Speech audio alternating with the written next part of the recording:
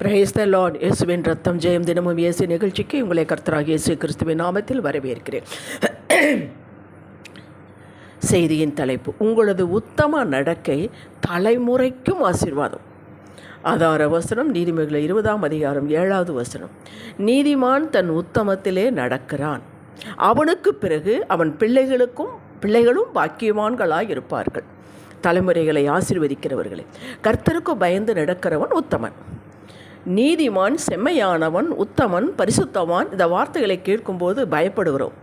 ஐயோ, நம்மெல்லாம் அப்படி நடக்க முடியுமா என்று. இந்த பதங்கள், சொல்கள் நம்மைத்தான் குறிக்கின்றன. நாம் நீதிமான்கள் ஆக்கப்பட்ட விட்டோம். இயேசுவின் இரத்தத்தினால் விசுவாசித்தோம், கிருபையினால் நீதிமான்கள் ஆக்கப்பட்டு விட்டோம். தெய்வ குடும்பத்தில் சேர்ந்து விட்டோம். சாதாரண குடும்பம் அல்ல நம்ம குடும்பம், தெய்வ குடும்பம். நீதிமான்களுக்குரிய சகல ஆசீர்வாதங்களும் நம் சிரசின் மேல் உள்ளது. நம்புங்கள், நீதிமானுடைய சிரசின் மேல் ஆசீர்வாதம் தங்கும் என்று வேதம் சொல்கிற நீதிமொழிகள் 10:6. ஆமேன் என்று ஏற்றுக்கொள்கிறோம். நல்லது. நமக்கென்று சில புரோட்டோகால் உண்டு. அதாவது இப்படித்தான் ஒரு குடும்பத்திற்கு, ஒவ்வொரு குடும்பத்திற்கும் ஒரு புரோட்டோகால் உண்டு. இப்படி தான் நடக்கணும். நம்ம தெய்வத்து குடும்பத்திற்கு ஒரு புரோட்டோகால் உண்டு. இப்படி தான் நடக்க வேண்டும் என்ற ஒரு முறைமை. இப்படித்தான் நீதிமான் நடப்பான், இருப்பான் என்று. இது கடினமான காரியங்கள் அல்ல. ஒவ்வொருவருக்கும் ஆண்டவரோடு உள்ள உறவு, நெருக்கம் அதிகமாகும் போது, இன்னும் கொஞ்சம் கிட்டி சேரும்போது ஆவியானவர் உணர்த்துவார். மகனே, மகளே, இப்படி செய்யார். இன்றைக்கு காலை நீ பேசினது நல்லதல்ல என்று உணர்த்துவார். எப்பொழுது? நம்முடைய உறவு அவரோடு நெருக்கமாக இருக்க வேண்டும். அவருடைய வார்த்தைக்கு நம்ம காதுகள் திறந்து இருக்க வேண்டும். தேவையற்ற பேச்சு வேண்டாம். எதற்கெடுத்தாலும் ப்ராமிஸ் பண்ணாதே என்று அதை அப்படியே கேட்டு அவரது கிருபையின் பலன் கொண்டு நடப்பதே தன் உத்தமத்தில் நடப்பது என்பதாகும்.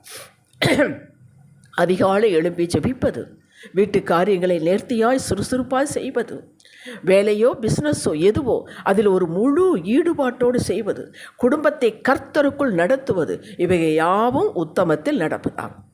குடும்பத்தில் பிள்ளைகளிடமும் மற்றவர்களிடமும் இப்படி செய்யுங்கள், இது தவறு, அது தவறு, இப்படித்தான் பேச வேண்டும், செய்ய வேண்டும் என்று அடிக்கடி சொல்வதை கொஞ்சம் குறைத்து கொள்ளுங்கள். சொல்வதை கேட்டு அவர்கள் செய்வதை காட்டிலும் நீங்கள் செய்வதை, பேசுவதை, பிரச்சனையை அணுகுவதை, கர்த்தரிடம் உள்ள உறவில் நிலைத்திருப்பதை அவர்கள் தேடுவதில் உங்கள் உள்ள முறையை அவர்கள் கவனிக்கிறார்கள். அதைத்தான் கவனிக்கிறார்கள். நீங்கள் செய்வது தான் அவர்களை இம்பேக்ட் பண்ணும், மோட்டிவேட் பண்ணும், தூண்டும். அப்படியே நடப்பார்கள். அதிக பேச்சு உதவாது. இப்படி உத்தமத்தில் நடப்பவர்களுக்கு கர்த்தர் விசேஷத்த ஆசீர்வாதங்களை வைத்திருக்கிறார். ஏனென்றால் இவர்கள் கர்த்தரை பற்றிய அறிவு உண்டு. அவரது நாமத்தின் மகிமையை அறிந்தவர்கள், மகிமைப்படுத்துகிறவர்கள். அவர் எப்படிப்பட்டவர் என்று வேதத்தில் வாசிக்கிறார்களோ அப்படிப்பட்டவராகவே அவர்கள் வாழ்வில் கிரியை செய்துள்ளார் என்ற சாட்சியை நினைத்து பார்த்து வருங்காலத்திலும் அப்படியே செய்வார் நிச்சயமுடையவர்கள். யாருக்கோ ஒருவருக்கு ஒரு காலத்தில் செய்திருந்தால் ஏன் எனக்கு செய்ய மாட்டார்? இந்த நிச்சயமுடையவர்கள், விசுவாசத்தில் நிலை நிற்பவர்கள், இவர்கள் உத்தமர்கள். உத்தம இருதயம் உடையவர்கள் பொல்லாப்பிற்கு விலகி கொள்வார்கள். இறுதியாக அடுத்தவர்களை விமர்சிக்கவே மாட்டார்கள். அடுத்தவர்களை குற்றப்படுத்தாதவர்கள். உங்களை பற்றித்தான் சொல்கிறேன். அடுத்தவர்களை பற்றி பேசும்போது 100 முறை 1000 முறை யோசியுங்கள். அது மகா பெரிய பாவம். உண்மையாகவே இருந்தாலும் நமக்கு பேசுவதற்கு அதிகாரம், விமர்சனம் பண்ணுவதற்கு நமக்கு அதிகாரம் இல்லை. இவைகளை எல்லாம் செய்வதுதான் வருகிறோம். இந்த செய்திக்கு பின் இன்னும் ஊக்கமாக செய்வோம், அவ்வளவுதான். கர்த்தர் தாவீதின் இருதயத்திற்கு ஏற்றவன் என்று சாட்சி கொடுத்தார். தாவீதின் வீட்டில் ஓட்டத்தை, அவருடைய வாழ்வினுடைய ஓட்டத்தை நீங்கள் பார்த்தால் எந்த இடத்திலும் தாவீதை கர்த்தர் விட்டு கொடுக்கவே இல்லை. கஷ்டம் எல்லாருக்கும் உண்டு, ஆனால் விட்டு கொடுக்கவில்லை. அவன் சோர்ந்து போகவில்லை. ஒருவரிடம் போய் கையேந்தவில்லை. எதிரியின் கையில் விடவில்லை. அலைந்தான் காடுகாடாகும். தாவீது குகைகளில் தங்கினான். ஆனால் அவனுக்கு ஆலோசனை கொடுத்து எதிரியின் கண்களிலும் தயவு கிடைக்க செய்தார். அதுதான் உத்தமனுக்குள்ள ஆசீர்வாதங்கள். ஒருவனுடைய வழிகள் கர்த்தருக்கு பிரியமாயிருந்தால் அவனுடைய சத்துருக்களும் அவனோட சமாதானமாகும்படி செய்வார். நீதிமொழிகள் 16:7. இது உத்தமனுடைய ஆசீர்வாதம். பிரச்சனை வந்துவிட்டது, கோர்ட்டில் பார்த்து கொள்ளலாம் என்று எதிராளி கத்திவிட்டு போனாலும் சில நாட்களில் அவனே உங்களை தேடி வருவான். வாருங்கள், அமர்ந்து பேசி தீர்த்து கொள்ளலாம் என்று. நிறைய காரியங்கள் நீங்கள் கேளாமலேயே விட்டு கொடுக்க வைப்பார். இவைகளெல்லாம் நடைமுறை வாழ்வில் நடந்து கொண்டு தான் இருக்கின்றன. உங்கள் வாழ்வையே நீங்கள் திருப்பி பாருங்கள். நீங்கள் மாத்திரம் உத்தம மார்க்கத்திலிருந்து வழிகிவிடக்கூடாது. பணத்திற்கோ பொருளுக்கோ பதவி உயர்வுக்கோ மற்ற சகாயத்திற்கோ கர்த்தருக்கு பிரியமில்லாத காரியத்திற்கு இணங்கிவிடக்கூடாது.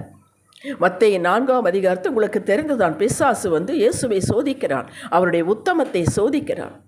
வேதத்திலிருந்தான் எடுத்து பேசுகிறான். அவர் இணங்கி விட்டாரா? அப்பாலே போ சாத்தானே என்று சொல்லவில்லையா? யோசேப்பு தவறு செய்யக்கூடிய வயது தானே, வாலிப பிள்ளை தானே. அவன் தன் உத்தமத்தை காப்பாற்றி கொண்டான். யோபு தன் உத்தமத்தை காப்பாற்றி கொண்டான். எப்படி காப்பாற்றி கொண்டான்? அவன் உதட்டினால் ஒரு பாவமும் செய்யவில்லை. அதாவது கிழக்கியத்திய புத்திரர்களில் சீமானாயிருந்தான் என்று யோபு 1ஆம் அதிகாரத்தில் வாசிக்கிறோம். அப்படிப்பட்டவன் ரோட்டுக்கு வந்து விட்டான். முறுமுறுக்கவில்லை, அடுத்தவர்களை குற்றப்படுத்தவில்லை. கர்த்தர் கொடுத்தார், கர்த்தர் எடுத்தார். இதானங்க நிதானமாய் பேசுவது. உத்தமத்தை காத்து கொண்டான். தானியேல் வைராக்கியம், என் தேவனை தவிர யாரை நான் தேட மாட்டேன். உத்தமத்தை காத்து கொண்டான். உயிரே போனாலும் சரி என்று. உயிர் போயாவிட்டது, எதிரியின் நாட்டில் உயர்த்தவில்லையா கர்த்தர்? நம்முடைய உத்தமத்தை, நம்முடைய நேர்மையை, தேவனை தேடுவதில் ஒழுங்கு, வைராக்கியம், இவைகளுக்கு சோதனைகள் வரும். அதை பற்றி கவலைப்பட வேண்டாம்.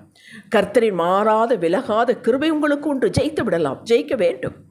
உங்களுக்குத்தான் இந்த வாக்கை கர்த்தர் தருகிறார். எந்த வாக்கு? 2 நாளாகும் 16:9. தம்மை பெற்று உத்தம இருதயத்தோடு இருக்கிறவர்களுக்கு தம்முடைய வல்லமையை விளங்க பண்ணபடி கர்த்தருடைய கண்கள் பூமியெங்க உலாவி கொண்டிருக்கிறார். இந்த உலாவி வரும் கண்கள் உங்கள் மேல் வைப்பார். வல்லமையை ஞானமாக தருவார். இதுவரை புரியாத காரியங்கள் உங்களுக்கு புரிய வைப்பார். வெளிச்சம் கொடுப்பார், வெளிப்பாடு கொடுப்பார், விசேஷத்தை ஞானத்தை கொடுப்பார். கம்பெனியில் உங்கள் தலை உயரும். ஹல்லேலூயா. இந்த உத்தம ஆசீர்வாதங்கள் தலைமுறைகளுக்கும் கிடைக்கும். அப்படி பாய செய்வார், தலைமுறைகளாக. ஏனென்றால் உங்களை பார்த்து உங்கள் பிள்ளை, அவன் பிள்ளை பார்த்து அவன் பிள்ளை, இப்படித்தான் எங்கள் தாத்தா செய்தாரா, எங்கள் அப்பா செய்தார் என்று இந்த உத்தமம் மட்டும் தொடர்ந்து வரும். ஆபிரகாமுக்குள் நாம் ஆசீர்வதிக்கப்பட்டு வருகிறோம், இன்னும் தொடரும். நாம் எத்தனாவது சந்ததி யாராவது சொல்ல முடியுமா? முடியாது. அதே போல் உங்கள் உத்தம நடத்தை பிள்ளைகளின் பிள்ளைகளின் பிள்ளைகளின் பிள்ளைகளுக்கும் அது நீதியாக நிற்கும். உத்தமர்களை உங்களைத்தான் சொல்கிறேன், வம்சங்களை பரிசுத்த வம்சமாக, செம்மையான வம்சமாக கர்த்தர் கணக்கில் வைக்கிறார். சங்கீதம் 112:2 சொல்லுகிறது, அவன் சந்ததி, உங்கள் சந்ததி தான் பூமியில் பலத்திருக்கும். செம்மையானுடைய வம்சம் ஆசீர்வதிக்கப்படும். உத்தமர்களின் நாட்களில் கர்த்தர் அறிந்திருக்கிறார் என்றால் ஆசீர்வதிக்கிறார். நாட்களை கூட்டுகிறார். அதனோடு அவர் வேதனையை கூட்டுவதில்லை, அவர் நோய் வருவதில்லை, அவர்கள் சுகவீனப்பட்டு போனதில்லை, இஸ்ரவேல் கோத்திரத்தில் ஒருவனும் பலவீனப்பட்டு போனதில்லை. ஆசீர்வதிக்கிறார் என்பதா? உங்களுக்கும் பரலோக பாதுகாப்பு உண்டு. கர்த்தரின் செட்டையில் நிழலில் அடைக்கலம் உண்டு, சுகம் உண்டு, செழிப்பு உண்டு. இது நிரந்தரமாகுது மட்டுமல்ல, வம்சம் தலைமுறைகளுக்கு அது பாயும். இப்பொழுது உத்தமத்தில் நடப்பதினால் பல எதிர்ப்புகள், சோதனைகள் உண்டு. அதை கண்டு விலகி விடாதீர்கள். எல்லாவற்றுக்கும் சோதனைகள் உண்டு. இதை நாம் பொதுவானதை எடுத்துக்கொள்ள வேண்டும். இவைகள் நம்மை விளக்கரையும் செலுத்த வைக்கும் காரணிகள். விளக்கரையும் செலுத்தான் ஆக வேண்டும். ஸ்தோத்திரம் சொல்லுங்கள். அதுதான் உத்தமனுடைய பண்பு. எல்லாவற்றுக்கும் நடந்தாலும் சரி, நடக்காவிட்டாலும் சரி, கொடுத்தாலும் சரி, கொடாவிட்டாலும் சரி, நம்மை ஒருத்தர் நிந்தனையாக பேசினாலும் சரி, பாராமுகமாய் போரானும் சரி, ஆண்டவரே ஸ்தோத்திரம். இந்த குணம் நமக்கு வேண்டும். எதிர்பார்த்து கிடைத்தாலும் சரி, சகாயமாக வந்தாலும் சரி, ஸ்தோத்திரம். வாய் துதித்து கொண்டே இருக்கும். சங்கீதம் 34:1 தாவீது அதைத்தானே சொல்ல, எக்காலத்திலும் ஸ்தோத்திரிப்பேன், எப்போதும் அது துதி என் நாவில் இருக்கும். எக்காலம் என்றால் என்ன? வாழ்வு காலம், தாழ்வு காலம், இருண்ட காலம், வெளிச்ச காலம், எல்லா காலத்திலும் நான் ஸ்தோத்திரிப்பேன். அது அற்புதமான குணம். அதுதான் உத்தமம். ஜெபிக்கலாம். தகப்பனே, சூழ்நிலை எப்படி இருந்தாலும் அது வரும் போகும். உமது அடியானோ நீ கற்றுக் கொடுத்தபடி உமது மகிமைக்காக உத்தமத்திலே உமது கிருபை கொண்டு தினமும் நடப்பேன்.